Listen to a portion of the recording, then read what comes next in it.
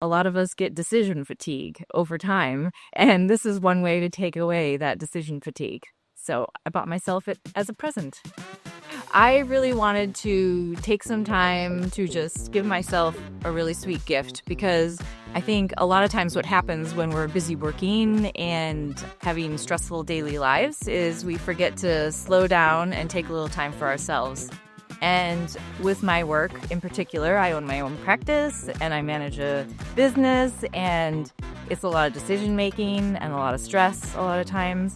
And I wanted something that was decision free. I wanted to be able to show up, but trust that we are going to still do those fun, active things that I really enjoy doing. And this was a way to do that.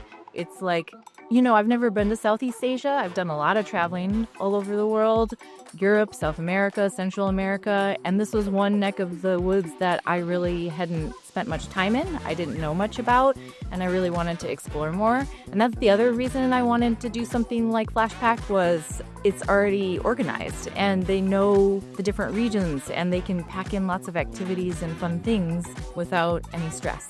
I think my favorite thing so far was the waterfall hike, for sure.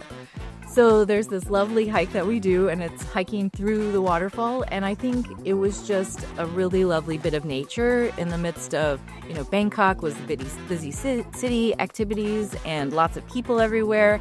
And this was just a way to have a nice quiet time, but still adventure and enjoy the natural space. Well, first of all, the food cooking class was awesome. And I'm so stoked to go home and actually be able to cook these nice dishes for friends and family, but the food has been amazing. It's really amazing to taste all the different flavors that we don't have back in the States. Even when you go to a Thai restaurant, it's just not the same, right? So it's been really amazing to have all the spicy chilies and things like that and the curries. It's been really tasty. Each accommodation was unique in its own respect, and I actually think that's one of the other things I liked about the accommodations.